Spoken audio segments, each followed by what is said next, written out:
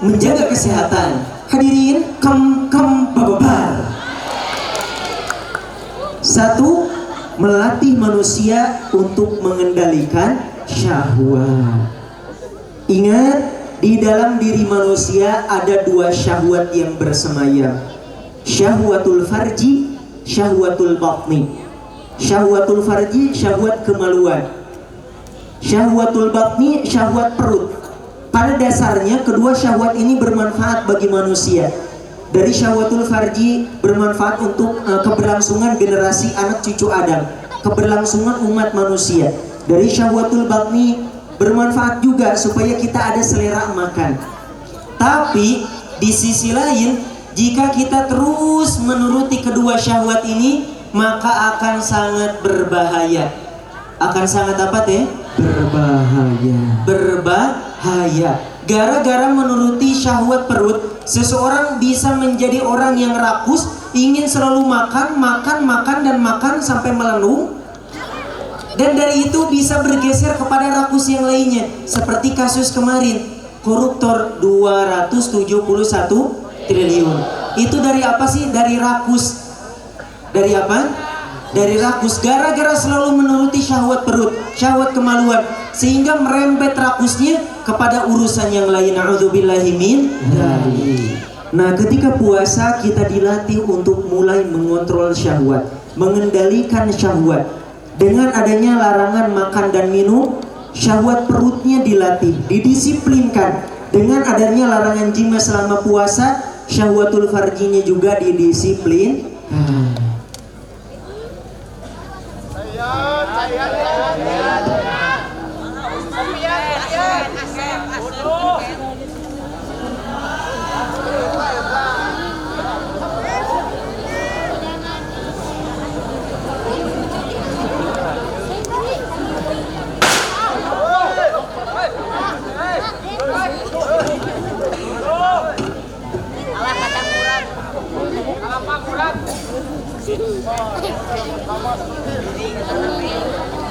Lajengkeun teh.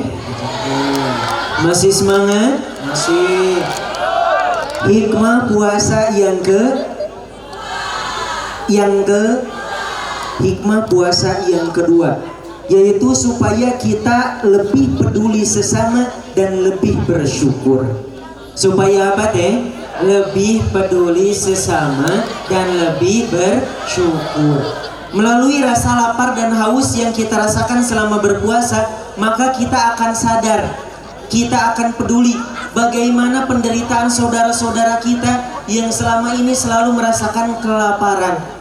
Oh, ternyata lapar itu tidak enak. Oh, ternyata lapar itu keroncongan. Oh, ternyata lapar itu perut perih. Oh, ternyata lapar itu kepala pusing. Oh, ternyata lapar itu lemes. Jika kita sudah merasakan penderitaan saudara-saudara kita yang sering kelaparan, maka setidaknya kita akan sadar begitu nikmatnya hidup yang selama ini kita jalani.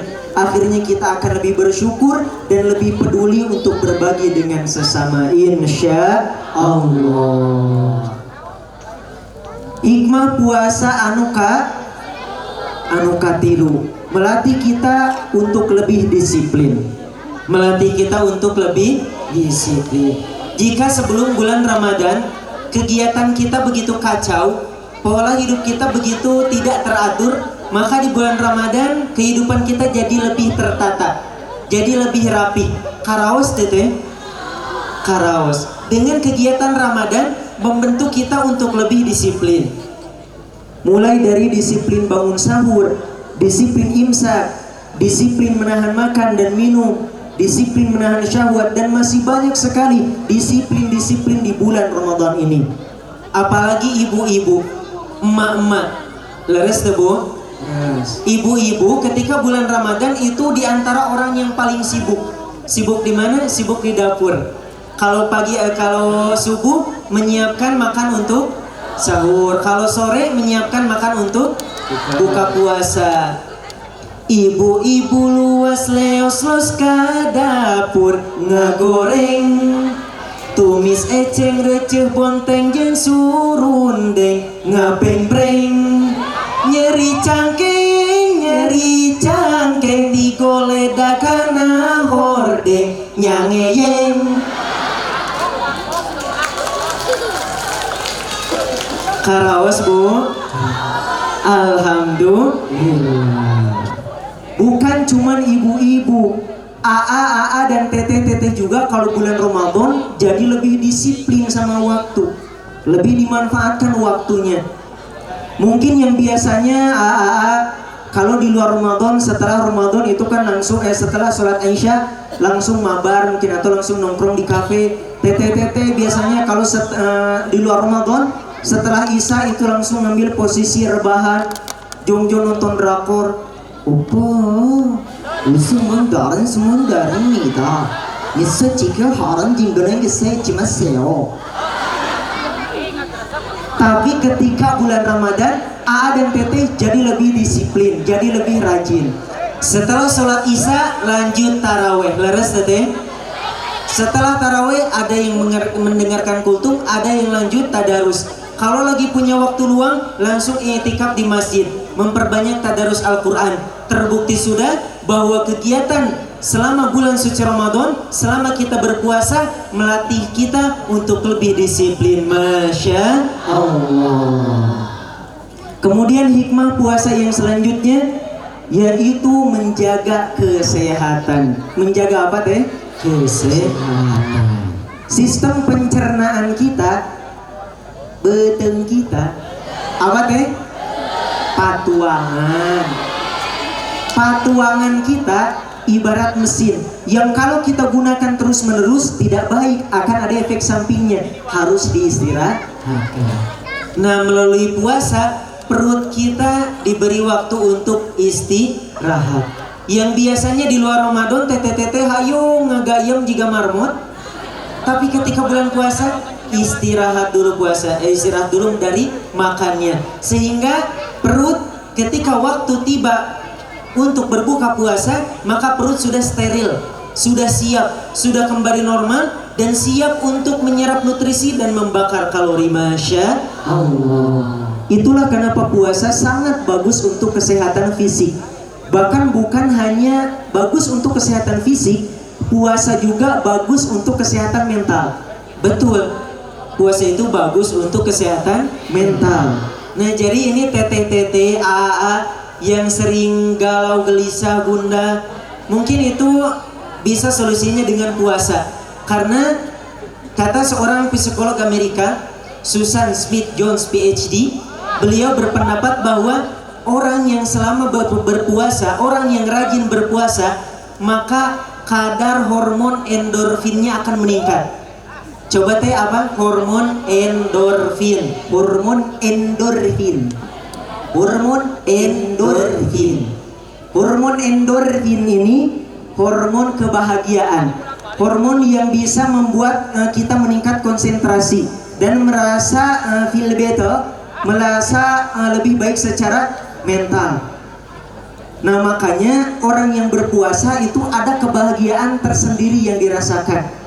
Jadi kalau kita selama ini hirup teh asa kieu-kieu teuing, mungkin itu harus solusinya sih rajin-rajin berpuasa, rajin-rajin berpuasa. Jauh-jauh hari sebelum ada penelitian seperti ini, Rasulullah sudah mengabarkan kepada kita kalau puasa itu bikin bahagia. Beliau bersabda, "Lis-shaimi farhatani, farhatun 'inda fitri wa farhatun 'inda liqa'i rabbih." Bagi orang yang berpuasa ada kebahagiaan yang ia dapatkan. Dua kebahagiaan yang dia dapatkan, yaitu kebahagiaan ketika berbuka puasa dan kebahagiaan ketika nanti bertemu Tuhannya. Masya Allah. Namun perlu diingat, hati-hati, tidak semua orang puasanya diterima. Tidak semua orang bisa mendapatkan keutamaan dan hikmah puasa yang tadi sudah kita sebutkan. Banyak juga orang yang berpuasa hanya menahan lapar dan haus. Itu mayoritas ya. Mayoritas, kebanyakan orang berpuasa hanya menahan lapar dan haus. Kenapa sih hanya menahan lapar dan haus? Gak dapat pahala? Karena di antara gara-garanya, di antara sebabnya, tidak memperhatikan adab-adab puasa. Tidak memperhatikan apa teh? Adab-adab puasa. Jadi kalau ada orang yang puasa tapi gak dapat pahala puasanya, wal'iyadzubillah, itu sebabnya macam-macam. Bisa karena tidak memperhatikan fikih puasa sehingga puasanya batal tapi dia gak sadar. Atau fikih puasanya diperhatikan tapi kurang memperhatikan adab-adab puasa. Sebab yang membatalkan puasa itu ada dua. Ada berapa? Dua. Ada dua, mufattirat dan muhbitat. Mufattirat, muhbitat. Mufattirat dan muhbitat. Surah tadi totot. Jadi ingat-ingat mufattirat sama muhbitat. Kalau mufattirat itu yang membatalkan ibadah puasanya. Mufattirat itu yang membatalkan ibadah puasanya sehingga wajib qada atau membayar fidyah. Dan pasti tete-tete santri sudah pada tahu apa saja teh, makan, minum, bobogohan dan lain-lain ya teh. Nah kalau muhbitat itu yang membatalkan pahala puasanya. Jadi ibadah puasanya tetap sah, gak perlu diqada, gak perlu membayar fidyah, tapi pahalanya batal. Karena apa? Karena tidak memperhatikan adab-adab puasanya. Na'udzubillahi min dzalik. Adab-adab puasa ibarat jembatan. Ibarat naon? Jembatan. Keutamaan pahala puasa, diterima puasa itu ibarat kampung seberang. Bagaimana kita akan berhasil ke kampung seberang kalau jembatannya rusak? Mungkin baru selangkah dua langkah jembatan sudah langsung putus. Kreket, kreket. Tidak.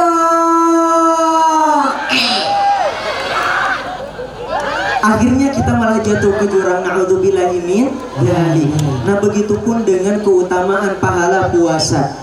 Pahala puasa, keutamaan puasa, hikmah puasa, itu semua adalah kampung seberang yang harus kita lalui melalui jembatan, yaitu adab-adab puasa. Apa saja sih adab-adab puasa yang harus kita jaga? Adab-adab puasa yang harus kita jaga. Menurut Imam Al-Ghazali rahimahullah, di dalam karya masyhurnya Ihya Ulumuddin, beliau memberikan